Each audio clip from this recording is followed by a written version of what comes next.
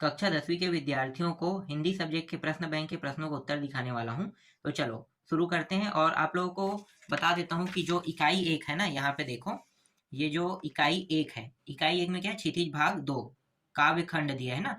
तो यहाँ से जो प्रश्न आएगा वो ये कुल 17 नंबर के प्रश्न आएगा। तो 17 नंबर के प्रश्न के लिए मैं यहाँ पे आप लोगों को कुछ प्रश्न दिखा देता हूँ। तो देखो, वस्तुनिष्ठ प्रश्न पहले देख लेते हैं। तो वस्तुनिष्ठ प्रश्न में देखो, पहला प्रश्न क्या है, हिंदी के पद साहित्य का दूसरा काल। तो उत्तर क्या लेना है, यहाँ पे आदिकाल लेना है, ठीक है। इसके बाद देखो दूसरा है, आधुनिक काल का आरंभ होता है। तो आधुनिक काल का आरंभ जो है संवत 1800 से शुरू हुआ है, ठीक है, सन 1800 से शुरू हुआ है, ये याद रखना। छायावाद के आधार स्तंभ कवि नहीं है। तो सूरदास जो है वो छायावाद के आधार स्तंभ कवि नहीं है। सूरदास को आपको क्या है, टिक करना है। प्रयोगवाद के कवि है तो अज्ञेय है, ठीक है। अजय भी बोलते हैं, अज्ञेय भी बोलते हैं। तो यहाँ पे लिखा है अज्ञेय लिखा हुआ है। नई कविता के कवि है, तो यहाँ पे लेना है रघुवीर सहाय लेना है। भक्ति काल की समय सीमा, भक्ति काल की समय सीमा कब से कब तक था, तो संवत 1375 से 1700 के बीच को भक्ति काल की समय सीमा कहते हैं। प्रयोगवाद का आरंभ माना जाता है सन 1943 को माना जाता है। नंद नंदन का प्रयोग किया गया, तो कृष्ण के लिए किया गया है। गोपियों को ज्ञान व योग की बातें लगती है। तो गोपियों को ज्ञान व योग की बातें लगती है, कैसे लगती है, कड़वी कड़वी सी। यहाँ पे उत्तर लेना है। अगला है, गोपियों ने श्री कृष्ण की तुलना की है, किससे की है, हारिल की लकड़ी से। व्याधि शब्द का अर्थ है रोग। सुर के पद में भाषा है ब्रज है। मर ज्यादा न लही के माध्यम से मर्यादा की बात कही है, प्रेम संबंध की। सूरदास के गुरु थे वल्लभाचार्य। सुर के आराध्य है श्री कृष्ण। पुरैनी पात का अर्थ है कमल का पत्ता। सुर की रचना नहीं है, साहित्य लहरी नहीं है। परशुराम को व्यंग भरे उत्तर दिए, लक्ष्मण ने दिए थे ना। शिव धनुष के टूटने पर क्रोधित हो उठे परशुराम। यहाँ पे ये गलत हो गया है ना, क्रोधित हो उठे थे लक्ष्मण नहीं, ये है परशुराम है, मैंने यहाँ पे गलत टिक कर दिया है, ठीक है। आगे देखो, रामचरितमानस की भाषा है अवधी है। राम लक्ष्मण के गुरु का नाम विश्वामित्र है।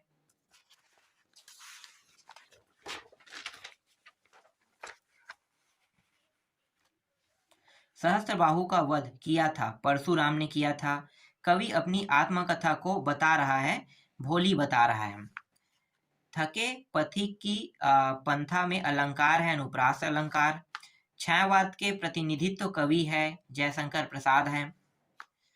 प्रसाद जी को कामयनी पर पारितोषिक मिला, तो मंगला पारितोषिक मिला था। जयशंकर प्रसाद का संग्रह नहीं है, साये में धूप नहीं है। उत्साह कविता में बादल प्रतीक है, क्रांति का प्रतीक है। कवि ने बादलों को किसकी कल्पना के समान पाले हुए माना है, तो असमान की कल्पना पाले हुए माना है। कवि ने बादलों के लिए विशेष प्रयोग किया है, नवजीवन वाले प्रयोग किया है। कवि बादलों से बरसने का आह्वान कर रहा है, तो उत्तर क्या लेना है, तीव्र वेग से बरसने का आह्वान कर रहा है। कवि ने तृप्त धारा के माध्यम से संकेत किया है, तो जन सामान्य की पीड़ा का, ठीक है। आगे देखो, यहाँ पे अगला है, यह दंतु रहित मुस्कान पाठ के लेखक है नागार्जुन। यहाँ पे आपको बहुत सारे प्रश्न देखने को मिला होगा, ऐसा क्यों, आपके मन में सवाल उठ रहा होगा। क्योंकि ये जो है 17 क्योंकि यहाँ से 17 नंबर के प्रश्न आने हैं, और एक अध्याय नहीं है, यहाँ पे कई अध्यायों को मिलाकर ये जो प्रश्न बना है ना, मतलब कई अध्यायों को मिलाकर यहाँ पे आपको प्रश्न देखने को मिल रहा है। तो सभी मतलब 4-5 अध्याय को मिलाकर जो प्रश्न देखने को मिल रहा है, इसीलिए यहाँ पे ज्यादा पढ़ने को मिल रहा है आपको, ठीक है। आगे देखते हैं। इसके बाद रिक्त स्थानों में सही शब्द चुनकर लिखिए। तो देखो, सुर की भक्ति खालिस्तान की यहाँ पे खालिस्तान की है, ठीक है। तो यहाँ पे उत्तर क्या लेना है, उत्तर यहाँ पे सांख्य भाव लेना है। सूरदास खालिस्तान से जन्मांध थे, गोपियां उद्धव को खालिस्तान मानती है तो बड़भागी मानती है। गोपियों के लिए श्री कृष्ण हरिल की खालिस्तान की तरह है, लकड़ी की तरह है।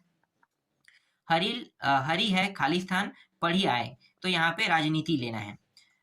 सूरदास का निधन पारसौली में हुआ था। गोपियों ने मधुकर संबोधन खालिस्तान के लिए दिया, उद्धव के लिए दिया। सूरदास जी मुख्यतः खालिस्तान के रस के कवि, वात्सल्य रस के कवि हैं।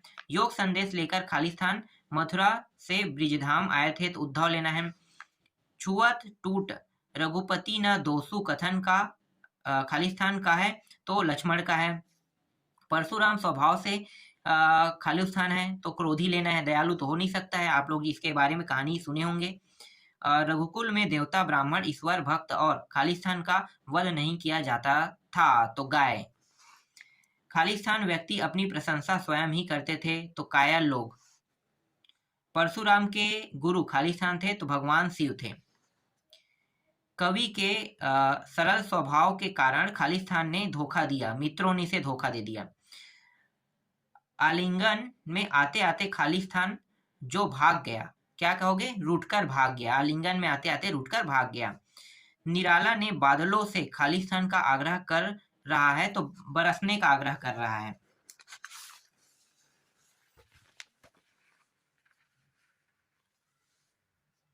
निराला ने बादलों को खालिस्तान के समान सुंदर बताया, तो आंखों के समान। उत्साह कविता की भाषा संस्कृत निष्ठ खड़ी बोली है। निराला की अधिकांश रचना खालिस्तान छंद में मिलती है, तो मुक्त छंद में मिलती है। दुधिधावत वाहित क्या है? दुधिधावत वाहित साहस का शाब्दिक अर्थ खालिस्तान है, तो यहाँ पे साहस होते हुए दुविधाग्रस्त रहना। और अगला है, हर चंद्रिका में छिपी एक रात खालिस्तान है, सुंदर है, यहाँ पे लेना है। अब यहाँ पे मैं आप लोगों को दिखा देता हूँ, सही जोड़ी का उत्तर दिखा देता हूँ, ठीक है। तो सही जोड़ी के उत्तर में देखो, सुर के पद सूरदास ने लिखे, उत्साह को निराला ने, निराला जो है अट नहीं रही है, इसको भी लिखा है। और यहाँ पे है राम लक्ष्मण परशुराम संवाद, तुलसीदास ने लिखा है। आत्मकथ्य ये जो है जयशंकर प्रसाद का है। इसी तरह से इसमें और भी है, जैसे कि विनय पत्रिका तुलसीदास का है, कामयानी जयशंकर प्रसाद का है, साहित्य लहरी सूरदास का है, युग धारा नागार्जुन का है, पहाड़ पर लालटेन जो है मंगेश्वर डबराल का है। तुम्हारी यह क्या है गरज में, थके पथिक को लेना है पंथा की। मुख्य गायक की दंतु रित मुस्कान लेना है। मन की मन ही मांझ रही है। आभा फागुन की तन, यहाँ पे सट नहीं रही है, ये लेना है। इसके बाद देखो सूरदास का जन्म, ठीक है, जन्म है मृत्यु, तो ये जो सन दिया है ना सी में 1532 में इसका जन्म हुआ है, मृत्यु 1623 में हुआ है। तुलसीदास का जन्म है मृत्यु बताते हैं, तो देखो 1589 में इसका जन्म और 1680 में इसकी मृत्यु। जयशंकर प्रसाद का जन्म और मृत्यु, तो ये जन्म है और ये इसके मृत्यु है। ठीक, आगे देखो निराला का जन्म ये 99 में हुआ है, 1899 और 1996 में मृत्यु हुआ है। और गिरजा यहाँ पे कौन है देखो, गिरजा कुमार माथुर का जन्म है मृत्यु 48/2020। मंगलेश डबराल का जन्म, तो हाँ ये है, ठीक है। और इसका कहाँ पे है, कोई एक भूल गया क्या? देखो हाँ ये भूल गया था, ये गिरजा राम माथुर वाला है, ये यहाँ पे आ जाएगा, ठीक है। ठीक, यहाँ पे इसका हो जाएगा, ठीक है, गिरजा राम माथुर का ये बी में जाएगा। चलो एक वाक्य एक शब्द में उत्तर देख लेते हैं हम। देखो पहला प्रश्न क्या है, सूरदास भक्ति काल की किस शाखा के कवि है? तो कृष्ण भक्ति शाखा के, है ना। गोपियों के अनुसार राजा का धर्म क्या है? प्रजा के अन्याय से, ठीक है। आगे देखो सूरदास सूर सरावली के कवि का क्या नाम है? तो सूरदास है। क्षितिज भाग 2 में संग्रहित सूर्य के 4 पद कहाँ से है? तो सूरसागर के भ्रम गीत से है।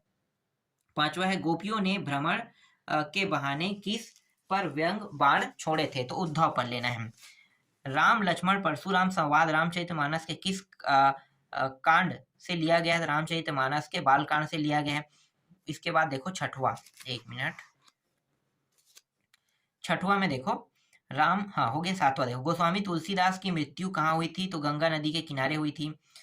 सीता स्वयंवर में राम लक्ष्मण किसके साथ आए थे? तो यहाँ पे लेना है 80।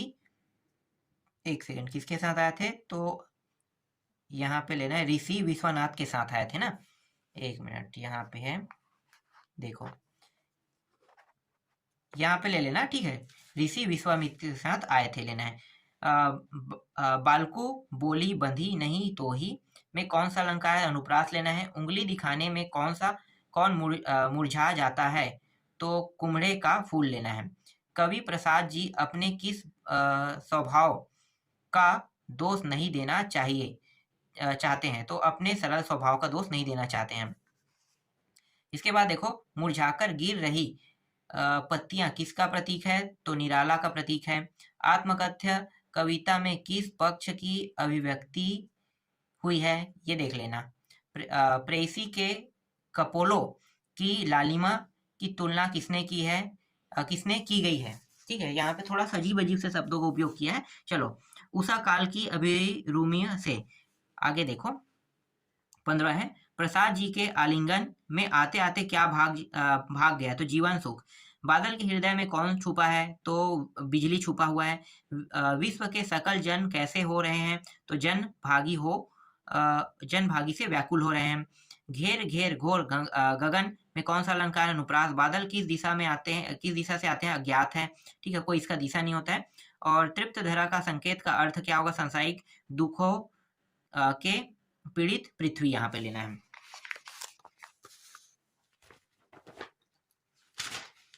इसके बाद सत्य सत्य देख लेते हैं। चलो देखो, सत्य सत्य में क्या है? गोपिया कृष्ण द्वारा चुराए गए अपने मन को वापस मांग रही है, ये सत्य है। अच्छे लोग परहित के लिए दौड़े चले आते हैं, ये सत्य है। उद्धव का संदेश गोपियों को गुड़ की तरह मीठा लगी, ये असत्य है। योग संदेश सुनकर गोपियों की विरह अग्नि बढ़ रही है, ये सत्य है। राजा का धर्म है कि प्रजा को न सताए, ये सत्य है। शिव धनुष राम ने तोड़ा, ये सत्य है। कुछ क्षत्रिय राजाओं को हराकर परशुराम राम लक्ष्मण को हराने के सपने देख रहे हैं, ये सत्य है। अब ये सत्य कैसे होगा मुझे पता नहीं। आगे देखो, वीर व्यक्ति अपनी प्रशंसा स्वयं करते हैं, ये असत्य है। शिव धनुष को खंडित देखकर परशुराम क्रोधित हो उठे, ये सत्य है। परशुराम के फरसे को देखकर लक्ष्मण भयभीत हो गए, ये असत्य है। जयशंकर प्रसाद का जन्म कब वाराणसी में हुआ है? एक सेकंड, यहाँ पे प्रसाद का जन्म वाराणसी में हुआ है, हाँ ये सत्य है। आत्मकथा कविता पहली बार 1932 में हंस के आत्मकथा विशेषांक में प्रकाशित हुई है, ये सत्य है।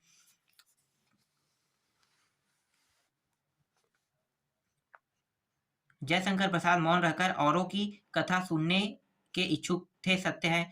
कवि जयशंकर प्रसाद अपने जीवन की निजी अनुभवों को सबको बांटना चाहते हैं, सत्य है। कवि प्रसाद ने अपने मन को भंवरे के रूप में दिया है, ये सत्य है। अट नहीं रही है कविता फागुन के मादकता को प्रकट करता है, ये सत्य है। छायावादी कवियों में निराला ने सबसे पहले मुक्त छंद का प्रयोग किया, ये सत्य है। निराला पूंजीवाद के समर्थक तथा पोषक है, ये सत्य है। निराला को आधुनिक कवि भी कहा जाता है, ये सत्य है। निराला प्रगतिवाद के कवि है, ये सत्य है। अब देख लेते हैं, यहाँ पे लघु उत्तरीय प्रश्न देख लेते हैं। देखो, यहाँ पे पहला प्रश्न है, पद साहित्य से आप क्या समझते हैं? तो पद साहित्य से आप क्या समझते हैं? तो देखो, इसका उत्तर बहुत बड़ा नहीं लिखना है। क्या लिखना है? काव्य कविता पद साहित्य की वह विधा है जिसमें किसी कहानी या मनोभाव को कलात्मक रूप से किसी भाषा के द्वारा अभिव्यक्त किया जाता है। भारत में कविता का इतिहास और कविता का दर्शन बहुत पुराना है। तो बस इतना लिख सकते हो, इतना इसका उत्तर हो जाएगा, ठीक है। बहुत बड़ा बड़ा नहीं लिखना है। भक्ति काल की दो विशेषताएं देखो, ये संवाक है, भारतीय संस्कृति की रक्षा, ये है। छायावाद की दो विशेषताएं, एक तो है आत्माभिव्यक्ति है और एक है नारी सौंदर्य और प्रेम चित्रण है। इस तरह से तीसरा देखो, भक्ति काल के दो कवियों के नाम एवं प्रत्येक की एक एक रचना लिखे, तो कबीरदास और नानक देव है। तो बीजक देखो रामायणी है, शब्द है, और यहाँ पे ग्रंथ साहिब के संकलित और संकलन गुरु अर्जुन देव, ठीक है, ये है। पांचवा है, छायावाद के दो कवियों के नाम एवं प्रत्येक की एक एक रचना का नाम लिखिए, कह रहा है, ठीक है। जयशंकर प्रसाद है, द्वारणा है, सुमित्रानंद पंत है, उच्छ्वास है, ठीक है। आगे देखो, गोपियों द्वारा उद्धव को भाग्यवान कहने में क्या व्यंग निहित है? तो उत्तर क्या लिखोगे? तो देखो, यहाँ पे एक और दो 2 टॉपिक है यहाँ पे और एक 3 टॉपिक है, तीनों टॉपिक को याद कर लेना है। देखो सूरदास की काव्यगत विशेषताएं लिखिए, तो एक तो प्रेम की एक निष्ठा व दृढ़ता, ठीक है, इसके बारे में थोड़ा सा लिख देना है, जैसे कि यहाँ पे लिखा हुआ है, इसका उत्तर मैं दिखा देता हूँ, देख सकते हो। इसके बाद क्या है, निरंतर नाम स्मरण जो है दूसरा टॉपिक है, ठीक है। इसके बाद देखो इसमें भी कुछ लिख देना है, और इसके बाद मन की एकाग्रता है तीसरा, और चौथा जो है वो है तीव्र सहानुभूति ले लेना है, ठीक है। 4 टॉपिक हुआ, 4 काफी है, ठीक है। आगे दिखाता हूँ, नेक्स्ट प्रश्न है, सूरदास का भाव पक्ष लिखते हुए 2 रचनाओं के नाम लिखिए कह रहा है, ठीक है। 2 रचना कौन कौन से हैं, तो इसका पूरा भाव पक्ष लिखना है, ये भाव पक्ष है, एक सूरसागर सुर सरावली जो है इसकी रचना 2 रचनाएं हैं। इसी तरह से देखो महाकवि सूरदास की साहित्य में स्थान निर्धारित कीजिए कह रहा है, तो इसका उत्तर भी देख लो। आगे है गोस्वामी तुलसीदास की 2 रचनाओं के नाम और काव्यगत विशेषताएं लिखे, तो 2 रचना लिखना है, जैसे वीणा पत्रिका, गीतावली और कवितावली है। और यहाँ पे जो अगला टॉपिक है काव्यगत विशेषताएं जैसे दिया हुआ है यहाँ पे, इसके बारे में भी लिखना है, जैसे दोहा, चौपाई, सोठा, ये हरित गीतिका, ये सब है। इसके बाद 11वां प्रश्न देखो, गोस्वामी तुलसीदास के काव्य का भाव पक्ष एवं हिंदी साहित्य में उनका स्थान भी लिखिए कह रहा है, ठीक है। तो इसका भी उत्तर मैं आपको दिखा देता हूँ, देखो ये है इसका काव्य भाव पक्ष है, ठीक है, गोस्वामी तुलसीदास का, और हिंदी साहित्य में स्थान देखो, ये रहा हिंदी साहित्य में स्थान है, ठीक है, ये हिंदी साहित्य में स्थान, एक बार पढ़ लेना, ज्यादा कुछ नहीं बताया, बहुत छोटा छोटा टॉपिक रहता है ये। इसके बाद देखो जयशंकर प्रसाद, ठीक है, जयशंकर प्रसाद की काव्यगत विशेषताएं लिखिए, तो जयशंकर प्रसाद की काव्यगत विशेषताओं को देखो, यहाँ पे पूरा उसका उत्तर दिखा देता हूँ। फिर जयशंकर प्रसाद के भाव पक्ष की स्पष्ट कीजिए कह रहा है, ठीक है, तो ये भाव पक्ष देखो, और इसमें अलंकार योजना भी दिया हुआ है, ठीक है। आगे देखते हैं 13वां के बाद नेक्स्ट प्रश्न, ये आधा जो है यहाँ पे इसका अनुप्रास अलंकार के बारे में भी बताया है। फिर आधुनिक देखो, ये है 14वां प्रश्न, आधुनिक हिंदी साहित्य में जयशंकर प्रसाद का क्या स्थान है, ठीक है, ये इसका उत्तर देख सकते हो। 15वां प्रश्न देखो, 15 प्रश्न में निराला के काव्य का भाव पक्ष एवं कला पक्ष लिखिए कह रहा है, ठीक है, इसका पूरा उत्तर मैं दिखा देता हूँ, तो ये भाव पक्ष है, ये भाव पक्ष और कला पक्ष दिखाता हूँ, ये रहा कला पक्ष, ठीक है। कला पक्ष का भी उत्तर देख लो, पढ़ना बस है आपको, ज्यादा कुछ नहीं करना है इसमें, ठीक है। देखो निराला की 2 रचनाएं और हिंदी साहित्य में उसका स्थान स्पष्ट कीजिए कह रहा है, तो एक तो है परिमल है, अनामिका है, गीतिका है, अप्सरा है आदि, ये सब दिया हुआ है, ठीक है। हिंदी साहित्य में स्थान दिखा देता हूँ इसका, तो देखो ये रहा हिंदी साहित्य में इसका स्थान हो गया। फिर इसके बाद देखो उद्धव के व्यवहार की तुलना किस किस से की गई है, तो देख सकते हो किस किस से की गई है, ठीक है। तो यहाँ पे पूरा लिखा हुआ है, जैसे कि एक बूंद तक नहीं ठहर पाती, ठीक वैसे ही उद्धव के समीप रहते हुए, ठीक है, पूरा पढ़ना है तब समझ में आएगा। आगे देखते हैं, इसके बाद 17वां प्रश्न, 17 के बाद 18वां है ना, गोपियों ने किन किन उदाहरणों के माध्यम से उद्धव को उलाहने दिए हैं, ठीक है, तो इसका उत्तर देख सकते हो। फिर 19वां प्रश्न देखो, उद्धव द्वारा दिए गए योग के संदेश ने गोपियों की यहाँ पे गोपियों की विरहाग्नि में घी का काम कैसे किया, ठीक है, इसको देख लो, तो इसका उत्तर ये रहा। इसके बाद है मरजात न लही, ठीक है, इसका भी उत्तर मैं आपको दिखा देता हूँ, ये रहा आधा है, और आधा उत्तर जो है ये यहाँ पे है, आधा यहाँ पे है, ठीक। आगे दिखाता हूँ 21वां प्रश्न देखो, कृष्ण के प्रति अपने अनन्य प्रेम को गोपी ने किस प्रकार अभिव्यक्त किया है, ठीक है, इसको देख लेते हैं, इसका उत्तर क्या होगा, तो देखो यही रहा इसका उत्तर पूरा, ठीक। आगे देखते हैं, अगला प्रश्न है 22वां, गोपियों के अनुसार राजा का धर्म क्या होना चाहिए, तो देख लो इसका उत्तर, ठीक है। आगे दिखाता हूँ, परशुराम के क्रोध करने पर लक्ष्मण ने धनुष के टूट जाने के लिए कौन कौन से तर्क दिए, तो ये सारे प्रश्न मैंने अभी पेपर से दिया ना, उसमें आपको देखने को मिलेगा, ठीक है। तो यहाँ से आप लोग उत्तर ले सकते हो, ये रहा 4 तर्क आप लोग लिख लेना, 4 काफी है। इसके बाद नेक्स्ट प्रश्न है, लक्ष्मण ने वीर योद्धा की क्या क्या विशेषताएं बताई हैं, विशेषताएं बताएं, ठीक है, तो यहाँ पे देखो इसका उत्तर ये रहा, ठीक है। इसके बाद मैं आपको 25वां प्रश्न दिखाता हूँ। 25वां प्रश्न है, अवधी भाषा आज किन किन क्षेत्रों में बोली जाती है, ठीक है, तो देख सकते हो किन किन क्षेत्रों में बोली जाती है, फौजा, लखनऊ, ये सब चीज है, जैनपुर, मिर्जापुर, वाराणसी, इलाहाबाद, इन सभी का नाम लिखना है। फिर 26वां प्रश्न, कवि जयशंकर प्रसाद आत्मकथा लिखने क्यों बचना चाहते थे, ठीक है, तो इसका उत्तर मैं दिखा देता हूँ, ये रहा इसका उत्तर, ठीक है, यहाँ तक के। इसके बाद देखो 25वां प्रश्न, 25वां प्रश्न है, आत्मकथा सुनने के संदर्भ में अभी समय भी नहीं, कवि ऐसा क्यों कहना चाहता है, तो इसका उत्तर देख सकते हो। ठीक है, 2-3 टॉपिक है, 3 टॉपिक है, इसको पढ़ लेना, बहुत आसान है। वीडियो बहुत लंबा बन रहा है इसलिए मैं इसके उत्तर को पढ़ के नहीं बता रहा हूँ, और इसमें बहुत सारे प्रश्न हैं, क्योंकि 17 नंबर के प्रश्न इस टॉपिक से आना है, तो 2-4 प्रश्न थोड़ी देगा भाई, देगा तो पूरा देगा ना। ठीक है, आधा ये रहा। इसके बाद 28वां दिखाता हूँ। 28वां में देखो, स्मृति को यहाँ पे पाथे बनाने से कवि प्रसाद जी का क्या आशा है। ठीक है, तो इसका उत्तर भी दिखा देता हूँ। तो ये रहा इसका पूरा उत्तर।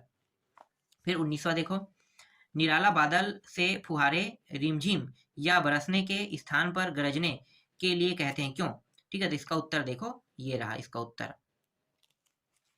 30वां प्रश्न है, कविता का शीर्षक उत्साह क्यों रखा गया है। ठीक है, तो इसका उत्तर दिखा देता हूँ, ये रहा, और ये रहा इसका आधा उत्तर यहाँ पे। फिर 31वां प्रश्न देखो, उत्साह कविता में बादल किन किन अर्थों की ओर संकेत कर रहा है। तो इसका उत्तर दिखा देता हूँ। इसका उत्तर यहाँ से शुरू होगा, यहाँ पे टाइप दिया है, 4 पॉइंट कम से कम याद करना है, चारों पॉइंट को। ठीक है, आगे दिखाता हूँ।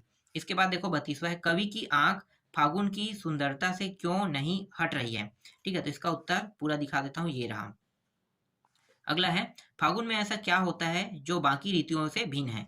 ठीक है, तो इसका उत्तर दिखा देता हूँ क्या क्या होता है। देखो यहाँ पे क्या लेना है, पहला में पक्षियों का उल्लास दिया है, दूसरा में पौधों का सौंदर्य दिया है, तीसरा में सुगंधित पवन दिया हुआ है, चौथा में मादक वातावरण दिया हुआ है, और 5वां में सुहावना मौसम दिया हुआ है। ठीक है, ये सभी टॉपिक है। इसके बाद 34वां प्रश्न देखो, बच्चों की दंदुरित मुस्कुराहट का कवि नागार्जुन के मन में क्या प्रभाव पड़ता है। ठीक है, तो इसका उत्तर दिखा देता हूँ, ये रहा। कम से कम 4 टॉपिक तो याद करना है।